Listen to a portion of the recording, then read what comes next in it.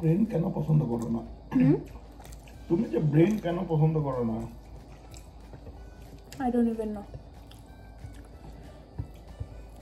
Brain না খেলে brain হবে কেমন? তুমি কি বলতে চাও আমার ব্রেন নাই? না, ব্রেন আছে, আরো বাড়তে হবে, বড় হতে হবে।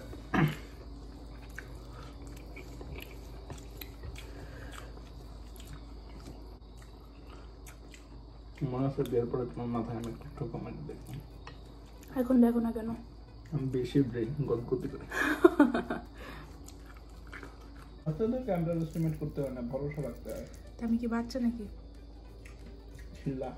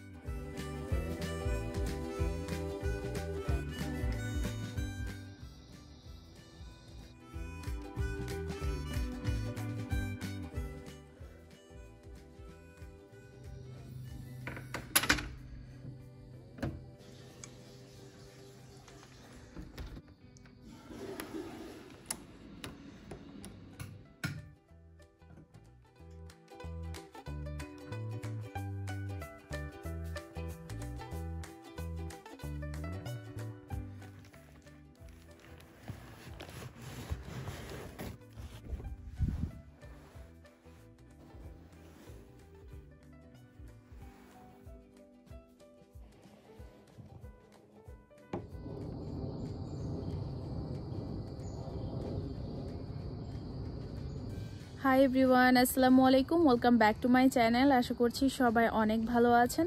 আজকে আরও একটি দিনের কিছু অংশ শেয়ার করব আপনাদের সবার সাথে ব্লগ আকারে। আজকে হলো রবিবার আর এখন বাজে ভোর 5:06। আজকে আমাদের দিনটা শুরু হয়েছে ভোর 4টা থেকেই। ঘুম থেকে উঠে ফ্রেশ হয়ে ভাত রান্না করেছি, তার সাথে ছিল মুরগির মাংসের ঝোল আলু দিয়ে। রাত্রেবেলাতেই সব কিছু রেডি করে রেখেছিলাম, শুধু প্রেসার কুকারে কয়েকটা সিটি দিয়ে নিয়েছি। আর প্রেসার কুকারে রান্না হতে একদমই সময় লাগে না। বাসমতি চাল রান্না হতেও সময় লাগে না, বড় জোর 10 থেকে 15 মিনিট। আর আমরা যে চালটা খাই রয়্যাল, এটা খুব তাড়াতাড়ি রান্না হয়ে যায়। এই বাড়িতে আসার আগে বা যখন পেপার ওয়ার্ক হচ্ছিল তখন আমি নিয়ত করেছিলাম সহি সালামত এই বাড়িতে উঠে যাওয়ার পরে আমি 2টা রোজা করব। ফাইনালি আমার নিয়তটা আমি পূরণ করতে পারছি। এখনও অনেক কাজ বাকি, গোছানো থেকে শুরু করে সব কিছু, তারপরেও মোটামুটি একটু একটু করে হচ্ছে। আপনারা সবাই আমাদেরকে এতটা ভালোবাসা দিচ্ছেন বা দিয়েছেন, যেটা আমি হয়তো কয়েকটা শব্দের মাধ্যমে কৃতজ্ঞতা প্রকাশ করতে পারবো না, খুব কম হয়ে যাবে। তারপরেও আমি বারবার বলি, আমি খুব বেশি অ্যাপ্রিসিয়েট করি আপনাদের ভালোবাসা এবং সাপোর্ট। আর বিশেষ করে আদ্রর প্রতি আপনাদের ভালোবাসা আমি হয়তো কোনো শব্দ দিয়েও প্রকাশ করতে পারবো না, সেটা বলার ঊর্ধ্বে। আজকে সেহরিতে আমার একাই ওঠার কথা ছিল, তবে আমি একা দেখে সুজন আমাকে কোম্পানি দেওয়ার জন্য সেও জয়েন করেছিল। যে কোনো সম্পর্কে দায়িত্ব কর্তব্য তো থাকতেই হবে, যেগুলো খুব বড় জিনিস, সম্পর্কের মূল স্তম্ভ। তারপরও এই রকম ছোট ছোট 2-1টা জিনিস করা খুব জরুরি। সেইটা যে কোনো সম্পর্কেই হোক, হাজব্যান্ড ওয়াইফ, মা বাবা, ভাই বোন বা মা বাবার সাথে সন্তানের, সব কিছু মিলিয়ে ছোট ছোট জিনিসগুলো করা জরুরি। এই জিনিসগুলো অনেক বেশি হেল্প করে লং টার্মের জন্য। শুধু যে হাজব্যান্ড ওয়াইফের জন্য করবে বা ওয়াইফ হাজব্যান্ডের জন্য করবে এমন কিন্তু না, প্রত্যেকের জন্য প্রত্যেকের করা উচিত। এরকম ঘাসের উপরে হাঁটতে অনেক ভালো লাগে। এই সময়টাতে প্রত্যেকটা ঘাস শিশিরে ভেজা থাকে, আর পায়ের উপরে শিশির কণাগুলো এসে পড়লে এত ফ্রেশ মনে হয় নিজেকে। এরকম ঘাসের উপরে হাঁটলে আমার শুধু বারবার মনে হয় আমি যদি এভাবে হেঁটে বড় জ্যাঠার বাড়িতে যেতে পারতাম, জ্যাঠামণিদের বাড়িতে যেতে পারতাম বা রুজি আপাদের বাড়িতে যেতে পারতাম। আমার মনে হচ্ছে দিন যাচ্ছে আমি আরও আমার বাড়ির সবাইকে এতটা মিস করছি যেটা আমি বলেও শেষ করতে পারবো না। আর বিশেষ করে ওরা যখন আমাকে বলে যে আমাকে ওরা মিস করে, আমার তখন আরও বুকটা ফেটে কান্না আসে। আমার মনে হয় আমি এখনই চলে গিয়ে ওদেরকে একটু জড়ায় ধরি। কত প্ল্যান ছিল, কিন্তু সব কিছু এই একটা কারণে উল্টাপাল্টা হয়ে গেছে। তবে আলহামদুলিল্লাহ, আল্লাহর কাছে শুকরিয়া, আমাদেরকে যা কিছু দিয়েছে সেটার জন্য অনেক বেশি খুশি।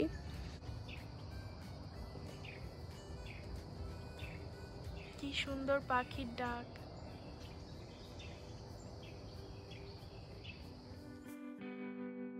Good morning, good morning. কেমন হয়েছে গো? Are you happy?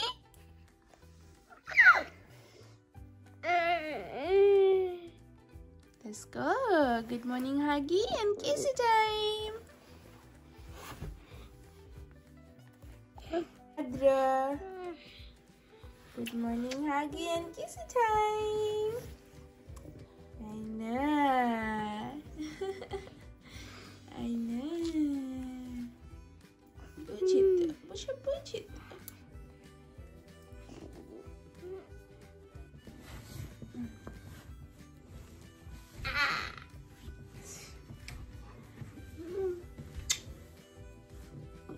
देखिए এটা খুলে দেখো।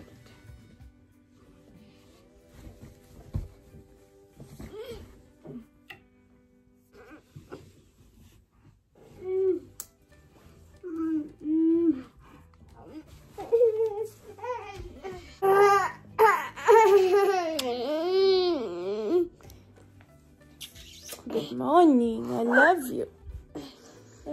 Love you.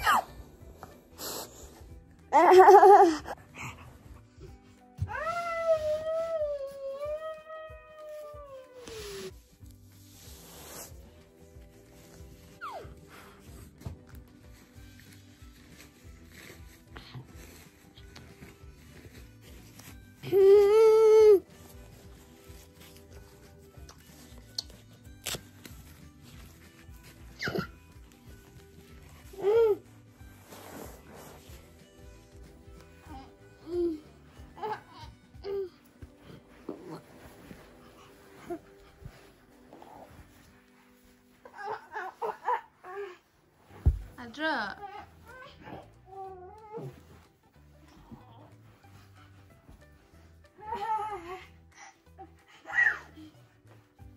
ওর বাবার কাছে যাচ্ছে।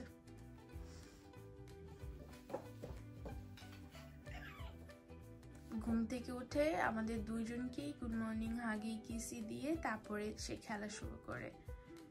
কিছু একটা শিখাইলে মনে থাকে এমনি। আলহামদুলিল্লাহ।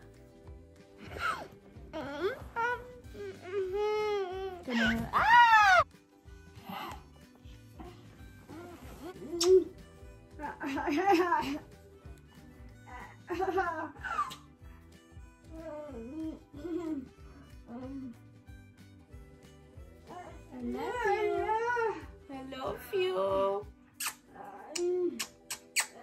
Adra, I love you. I love you. Kali mara mari. Thank you. Thank you.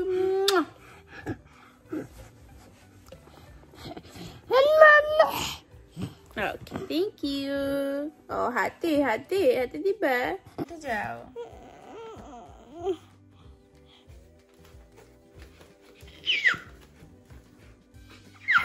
আসো ব্রাশ দিব। স্তন বেবি ভয় পাই না।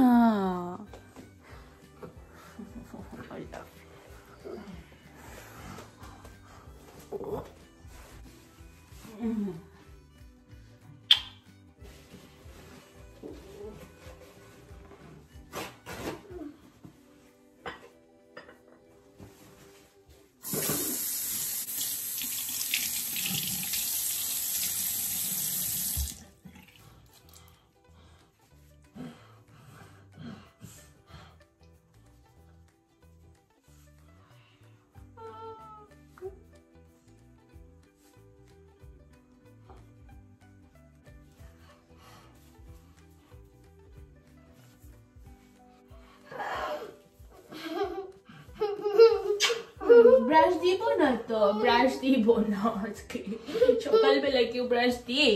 সত্য বেবি, গুড বেবি, গুডি নাইটের আগে ব্রাশ দিব না। চলো জামা পাল্টে দিই, তারপরে খেলে করো। চলো মাকে হাগি দাও, মাকে হাগি দাও। Thank you.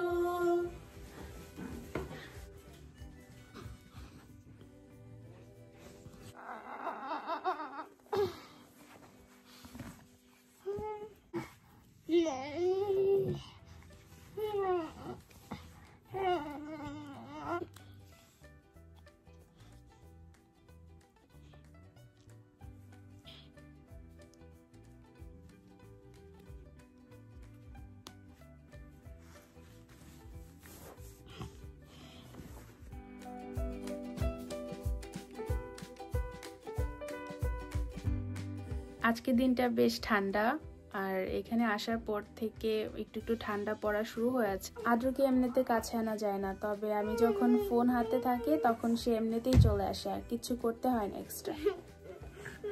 That's okay, that's okay, that's okay, strong boy. Phone যদি আমার হাতে থাকে সে এসে ঠিকই তার পজিশন নিয়ে নেয়, কিভাবে সে আরাম করে ফোন দেখতে পারবে। মাঝে মাঝে তো আমার হাতে ফোন থাকলে টান দিয়ে নিয়ে শুয়ে পড়ে, মানে সে শুবে, তারপর আমি ফোনটা ধরবো, সে দেখবে। আদ্র জামা কাপড় নিয়ে অনেকেই প্রশ্ন করে আদ্র জামা কাপড় আমি কোথা থেকে কিনি।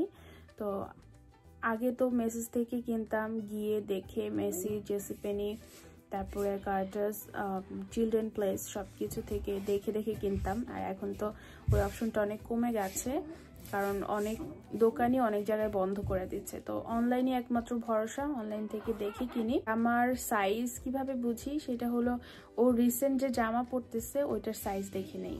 জামার পিছনে তো সবসময় ট্যাগ লাগানোই থাকে কোন সাইজ, তো ওই সাইজ দেখে কিনলে আর তেমন বেশি একটা ঝামেলা হয় না।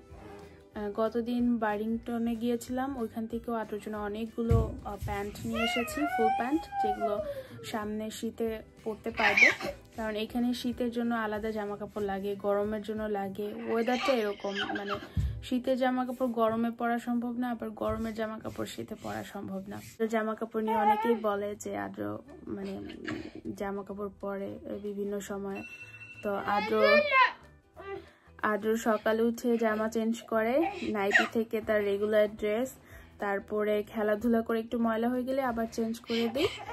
আবার রাত্রে শোয়ার আগে সবসময় সে নরম কাপড় পরে, ফুল জামা, ফুল প্যান্ট পরে ঘুমায়। তো আদ্র জামা কাপড়ের প্রতি আমাদের একটু মানে ফ্যান্টাসি বেশি, কারণ ওই একটা জিনিস আমরা ওর জন্য একটু করতে পারি মন খুলে। গত কিছুদিন ধরে অনেকেই প্রশ্ন করছে আদ্র কি খায়। আদ্র পিডিয়াশিওর খায়, এর আগে আমি অনেকবার বলেছি, আবার বলছি যারা নতুন। তো এটা হলো ডক্টর সার্টিফাইড একটা মিল্ক, যেটা আদ্রকে এক্সট্রা সব কিছু দেয়, এক্সট্রা ফাইবার, এক্সট্রা প্রোটিন। আর আদ্র রেগুলার খাবার খেতে পারে না, কারণ পাইপ দিয়ে রেগুলার খাবার দিলে অনেক সময় পাইপটা স্টাক হয়ে যেতে পারে, বা পেটের ভিতরে যে বেলুনস আছে ওইটা ফেটে যেতে পারে, অনেক রিস্কের ব্যাপার। তবে মাঝে মাঝে আমি খুব পাতলা করে রান্না করে সুজি দেই, যেটাকে লেই বলি, যে চালের গুঁড়া যেটা আর কি, ওটা দেই আমি। ডিপেন্ড করে সব কিছুর উপরে, ওর শরীর, তারপরে ওর পেটের যে পাইপ সেগুলো নিয়ে। অনেকেই আমাকে অ্যাডভাইস করে আদ্রের জন্য ওয়াকার দিতে। তো আদ্র যখন 6 থেকে 7 মাস তখনই আমরা ওকে ওয়াকার কিনে দিয়েছিলাম। ও তখন ওইটাতে বসে শুধু জাম করতো, হাঁটতো না, নড়াচড়া করতো না। তো অনেক দিন রেখেছি, রাখার পর অনেক চেষ্টা করেছি, তারপরে তো আমরা আসলে জানতেই পারি আস্তে আস্তে ওর যে সমস্যাগুলো বা ওর প্রতিবন্ধকতাগুলো। তো জানার পরে ওর যখন মনে হয় 3 বছর বার্থডে, ওর 3 বছর হবে, তখনকার দিকে যখন ওকে স্পেশাল ওয়াকার দেওয়া হলো, তখন ওই ওয়াকারটা আমরা দিয়ে দিয়েছিলাম আমাদের একটা ফ্যামিলি ফ্রেন্ডসের বেবিকে। কারণ ও এটা ইউজ করে না, আর করবেও না, কারণ সব কিছু সবার জন্য না। তো এখন ওকে ওয়াকার, রেগুলার ওয়াকার কিনে দেওয়া যাবে না, কারণ ওয়াকারের কিন্তু একটা নির্দিষ্ট সাইজ থাকে, রাইট? তো আদ্রর সাইজটা আলহামদুলিল্লাহ ওই রকম নেই আর যে ও ওয়াকারে করে হাঁটতে পারবে বা হাঁটা শিখবে। তাদের স্পেশাল ওয়াকার আছে, তারপরে ধরে হাঁটার জন্য ট্রলি আছে, সে কোনোটাই ব্যবহার করে না। কারণ যতক্ষণ পর্যন্ত কমফোর্টেবল ফিল না করবে ও একটা সুতাও ধরবে না। ও যখন কমফোর্টেবল হবে ওইটা বিশ্বাস করবে, তারপরে সে ওইটা ধরে হাঁটবে। তো আমরা চেষ্টা করছি ডেইলি ওর ব্যায়াম থেকে শুরু করে সব কিছু কন্টিনিউ করতে, তারপরে বাকিটা দেখা যাক। আসলে সবকিছু সবার জন্য না, এটা তো মানে সবারই বোঝা উচিত। কারণ আমরা মা বাবা হিসেবে আমাদেরও ইচ্ছা করে ওকে এটা দিতে সেটা দিতে। তো যেটা আমাদের সম্ভব আমরা সেটাই করি, আর যেটা সম্ভব না সেটা নিয়ে আসলে এত মাথাও ঘামাই না। শুধু দিলেই তো হবে না, ওকে ব্যবহারও করতে হবে, বা কিনে দিলে যে ও ব্যবহার করবে এমনটাও না। আমি বুঝতে পারি অনেকের মনই অনেক কিছু বলে, তবে আমাকে সেটাই করতে হবে যেটা ওর জন্য ভালো এবং আমাদের জন্য ভালো। বাট আমি খুব বেশি অ্যাপ্রিসিয়েট করি আপনাদের সবার এক একটা কথা। আরেকটা কথা আমি বলতে চাই, মানুষের মুখ আছে দেখিয়ে যে কথা বলতে হবে এমন কিন্তু না, তাই না? কথা বলার আগে পরিস্থিতি, পরিবেশ বা যাকে নিয়ে বলছেন তার অবস্থান সবকিছু একটু ক্লিয়ার করে কথা বলাটা ভালো। গত কয়েকদিন আগে একটা ভিডিওর কমেন্টসে আমি দেখলাম একজন কমেন্টস করেছে, ঠিক আছে আমাদেরকে বলে মানুষের মুখ আছে বলবেই, নামাজ কিন্তু শুধুমাত্র যে আমার বেবি অসুস্থ সেই জন্য আমি নামাজ পড়বো এমন কিন্তু না। নামাজ হলো ইবাদত। আমার মনে হয় প্রত্যেকটা মুসলমান যারা ধর্ম প্র্যাকটিস করে, ইসলাম ধর্ম, তাদের সবার জন্যই নামাজ।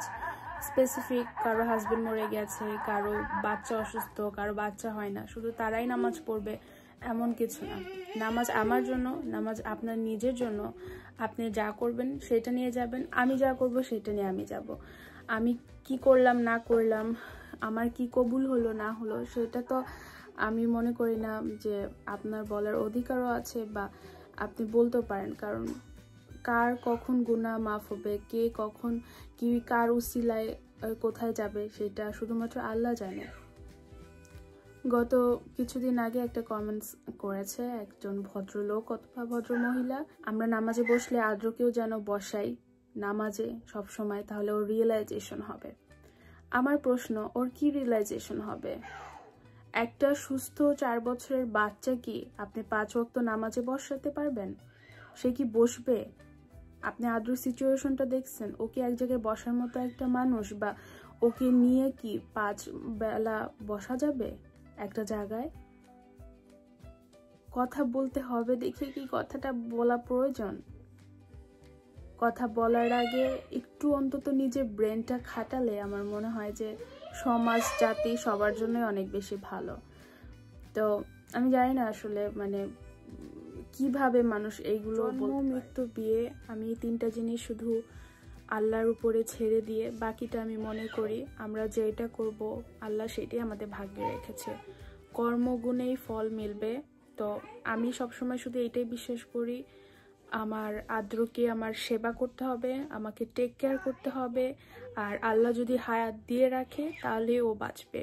ওর চিকিৎসা দরকার, ওর অনেক আদর দরকার, যত্ন দরকার, ভালোবাসা দরকার। ও নামাজে বসলে খুব বেশি একটা হেরফের হবে, কারণ আল্লাহ যেটা দেওয়ার সেটা দিয়েই দিয়েছে। আর আপনারা এত এক্সাইটেড হয়ে মাঝে মাঝে বলেন পদা করো, পদা কিভাবে করে আমি জানি না, তবে আমার মনে হয় মুখের পর্দাটাও অনেক জরুরি, তার সাথে মনের এবং চোখের। তো আপনারা আলহামদুলিল্লাহ সেইটা শুরু করেন, দেখবেন পৃথিবীর সবকিছু অনেক সুন্দর হয়ে যাবে। আমার লাইফের অন্তত এই সিচুয়েশনে আমি ম্যাজিক বিশ্বাস করি না। ম্যাজিক বলতে পৃথিবীতে কিচ্ছু নাই। তো আমি আসলে আকাশ কুসুম স্বপ্নও দেখি না বিছানায় শুয়ে শুয়ে যে আমি একদিন ঘুম থেকে উঠে দেখবো আমার ছেলে ঠিক হয়ে গেছে। ঠিকই আছে, ও এইভাবেই জন্ম নিয়েছে, ও এরকমই আছে, এরকমই হয়তো থাকবে, এর থেকে ভালোও থাকতে পারে, খারাপও থাকতে পারে, আমি কিচ্ছু জানি না। আমি শুধু এটা জানি ওর যত যাই হোক আমরা ওর সাথে থাকবো, ওকে আমরা সাহায্য করব, বা ওর যত কষ্টের ভিতরে একটু হলেও ওর কষ্টটা নেওয়ার চেষ্টা করব। এর থেকে বেশি কিছু আমি জানি না, আমি চিন্তাও করি না, আমি ভাবিও না। কারণ আমি যদি এত ভাবি আমি ওকে সময় কখন দেব? জেলাস বেবি আইসে পড়ছি, জেলাস বেবি আইসে পড়ছি। ওই ওই ওই ওই ওই ওই ওই ঘোড়া ঘোড়া ঘোড়া ঘোড়া কই আমার আদ্র ঘোড়া?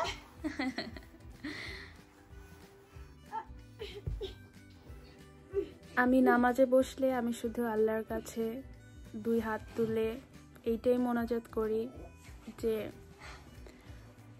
আদ্র যাতে সুস্থ থাকে, মানে শারীরিকভাবে যাতে ওকে হসপিটালে না দৌড়াদৌড়ি করতে হয়, আর বাকিটা ও যেমন থাকুক তেমনই আমার কাছে হীরার টুকরা।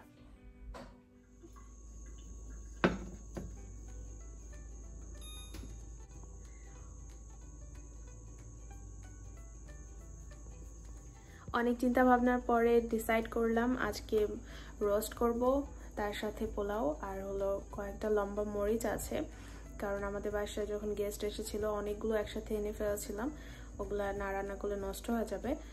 তো সব কিছু মিলিয়ে দেখি, আমার ডিসিশন আবার চেঞ্জও হতে পারে, কারণ এরকমই হতে থাকে, ডিসিশন একটা নেই পরবর্তীতে দেখা যায় রান্না করতে করতে অন্যটা করে ফেলি।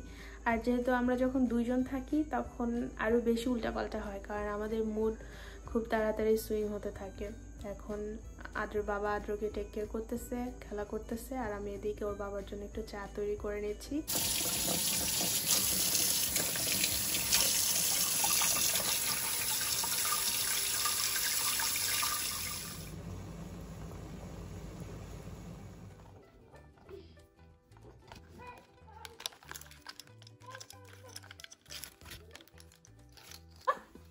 কি করো তুমি?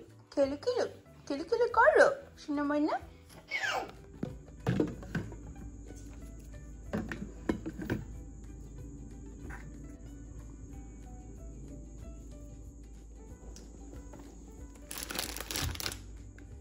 আসো টিভি ছেড়ে দেই, ঘুম আসছে, আসো আসো মার কাছে আসো বাবা আদ্র আসো। Good boy. আমি মাত্র আসরের নামাজটা পড়া শেষ করলাম, আর এখন আদ্রকে বাইরে নিয়ে আসবো। বিকেলবেলা ডেইলি আদ্রকে বাইরে এনে বসিয়ে দেই, ও খুব এনজয় করে বাইরে বসতে। অনেক সময় আছে, আজকে 7:21 বা 22 হয়তো মাগরিবের সময়। রান্না পরে করব, এখন ভালো লাগতেছে না, আর হাতের ব্যথাটা কন্টিনিউয়াসলি বেড়েই যাচ্ছে। সুজন খুব চেষ্টা করতেছে অ্যাপয়েন্টমেন্ট নেওয়ার জন্য ডক্টরের কাছে, কারণ মনে হচ্ছে না ডক্টর ছাড়া এই ব্যথাটার ভালো হবে। আর এই বাড়িতে আসার সময় সবাই আমাকে এত সুন্দর সুন্দর অ্যাডভাইস করেছে, তার মধ্যে আমার সব থেকে ভালো লেগেছে যে একজন আপু বলেছে আমরা যেন আমাদের পায়ের ছাপ করে রাখি এ বাড়িতে যেদিন প্রথম ঢুকবো। তো যেদিন ঢুকেছে ওই দিন আর হয়নি আপু, কারণ এতটাই ব্যস্ত ছিলাম যে সম্ভব করতে পারিনি। তো আমার খুব সুইট লেগেছে। হয়তো পায়ের ছাপ না হলেও আদ্রর হাতের একটা ছাপ রেখে দিব। আদ্র যখন অনেক ছোট ছিল তখন ওই একটা মানে ওটাকে কি বলে, baby hand print, finger print, ওগুলো আছে। মা তুমি চেয়ারে বসো, আমি তোমার জন্য চাদরটা বাইরে বিছাই। তুমি কিন্তু একদম নড়াচড়া করবে না, চেয়ার থেকে পড়ে গেলে ব্যথা বাবা। ঠিক আছে, মামি কথা শুনো please. Okay.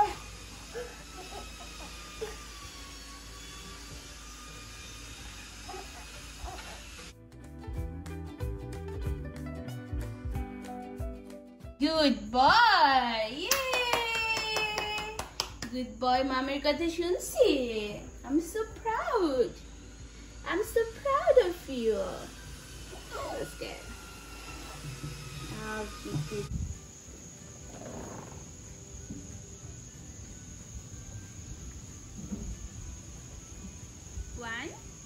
One, two, three.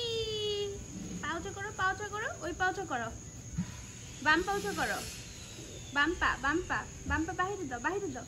ও ওকে, ডান পা, তারপর বাম পা আনো, বাম পা না। গুড বয়, ভয় পাওয়ার কিছু নাই, একদিন 2 দিন করলেই তারপরে মাম শিখে যাবে। তারপরে ময়লা তোমাকে খুলে নেবে।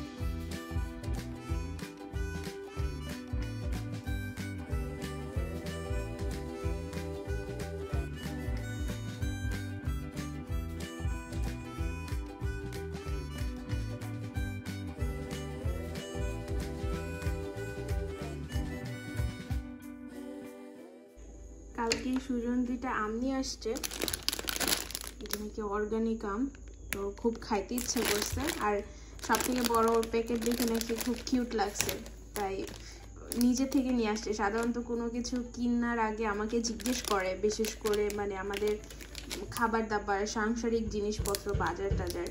আমার খুব ভালো লেগেছে ও যে নিজের থেকে কিছু একটা আনছে। ভাবছি আজকে ইফতারের সময় যদি খেলাম, তারপরে কেটে দিব। তা আমি আজকে রোজা দেখে এখনো আমি বলছি তোমাকে কেটে দেই, ও বলছে একসাথে খাবো, সেই জন্য রেখে দিয়েছি। কিউট লাগে মাঝে মাঝে এরকম সুন্দর সুন্দর প্যাকেজিং দেখলে।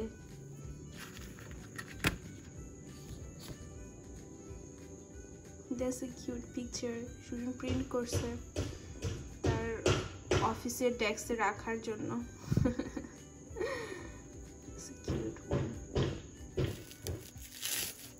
দুদিন আগে কিছু রুটি বানিয়ে রেখে দিয়েছিলাম। এভাবে রুটি রাখলে খাওয়ার সময় শুধু একটু ভেজে নিলেই খাওয়া যায়, খুব সুন্দর হয় এভাবে রুটিগুলো রাখলে। একটার সাথে একটা একদমই লাগবে না, আর ভাজার পরে মনে হবে একদমই মাত্র বানানো রুটি। মাংস কালকে রাত্রে, গত কিছুদিন ধরে আমাদের প্রচুর আস্ত মুরগি রান্না হচ্ছিল, তো গলা তো আর দেওয়া হয় না, যেহেতু রোস্ট করি বেশিরভাগ, রোস্ট বা তান্দুরি, তো গলাগুলো আলাদা করে রেখে কালকে রাত্রে রান্না করেছিলাম সেহরির জন্য। তো এটা আছে, এখন এইটা দিয়ে রুটি ভেজে দিব আমার হাজব্যান্ডকে, ও এটা দিয়ে আজকে দুপুরের খাবারটা খেয়ে নেবে, আর রাত্রেবেলা তো রান্না করবোই, তখন একসাথে খাবো।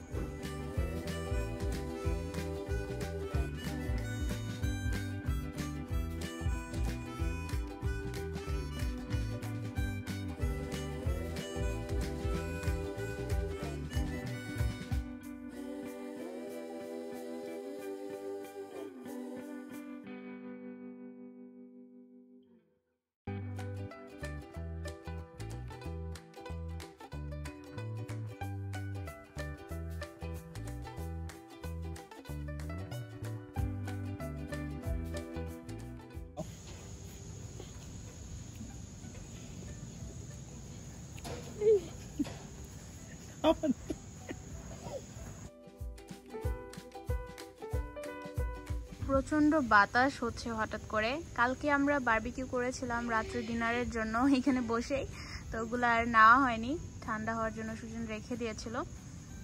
আর হঠাৎ করে প্রচুর বাতাস হচ্ছে, আদ্র তো অনেক এনজয় করতেছে। আদ্রর চুল কাটতে গিয়ে আমি এখানে বেশি জোরে করে ফেলছিলাম, তাই মাঝখান দিয়ে কেমন একটা মানে গর্তর মতো হয়ে গেছে, মনে হয় যে অনেকে বলে না ঘুমের মধ্যে কাকে চুল নিয়ে যায়, ওই রকম হয়ে গেছে অনেকটা। অন্ধকারের মধ্যে রাত্রিবেলা করেছিলাম তো, তাই এরকমটা হয়েছে।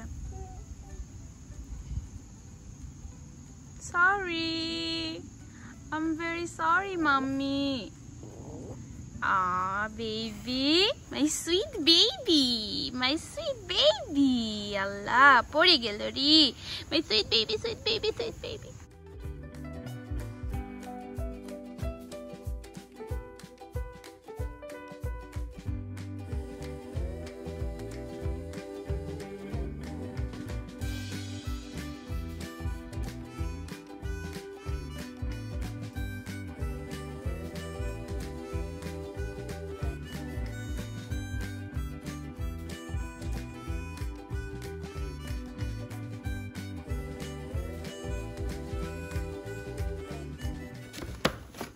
সুজন সাহেব একটু বাজারে গেছিল, আমি রোজা দেখে খেজুর আনতে, তো কত কিছু নিয়ে আসছে, তার সাথে আবার আঙ্গুর আনছে, খেজুর আনে নেবে। আল্লাহ, 2 প্যাকেট কেন আনছো? তো রোজা তো রাখবোই, কালকেও রাখবো, তাই বলে এই 1 প্যাকেটই তো, একটার বেশি খেজুর খাওয়া যায় না, এগুলো বড় বড়। আমি এর জন্য তোমাকে একলা একদম বাজারে পাঠাইতে চাই না। আর কিছু ছিল বাকি? আমার হাতে উঠছে না, একটা আম আছে এই জন্য আম আনি নাই, আর আপেল খাও না এই জন্য আপেল আনি নাই। নাশপাতি আনতে চাইছিলাম কিন্তু নাশপাতি আমি কি রোগী হয়ে গেছি? আগেই কল দিতাম যখন আমি কি নিয়ে তোমার ওইটা সাবমিট করে আসতেছিলাম, তখন ভাবছিলাম একবার কল দেবো, পরে ভাবলাম ঘরে থাকে সব সময়, একটা গেঞ্জি দাও। না শার্ট থাক, শুধু প্যান্টটা খুলে দাও। এই চারটা বোতাম আমি এমনি খুললাম। অলমোস্ট ইফতারির সময় হয়ে গেছে, এখন আমি ইফতারিটা রেডি করে নিব। এখানে আমি চিকেনটা রেডি করে রেখেছি রোস্টের জন্য, এটা পরে রাত্রে রান্না করব। আগে আমি নামাজ পড়ে ইফতারি করে রেস্ট নিব কিছুক্ষণ। এখন আমি এখানে ভাজছি হলো মরিচের পাকোড়া। এটা সুজনের অনেক বেশি পছন্দ, আমিও খেতে মোটামুটি ভালোই পছন্দ করি।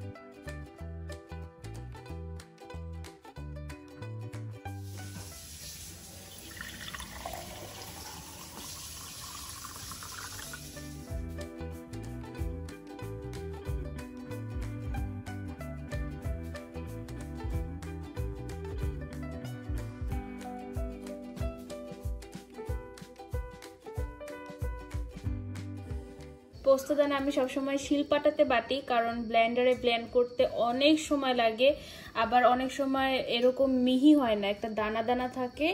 তো রান্নার সময় দেখা যায় ওইটা ফুটে থাকলে আর একদম দেখতেও ভালো লাগে না, মনে হয় কি একটা দানা দানা। তাই শিলপাটাতে মেক শিওর করি এটা একদম মিহি। শিলপাটাটা আমি আমেরিকা থেকে কিনেছিলাম, আমেরিকার মান্নান স্টোর থেকে।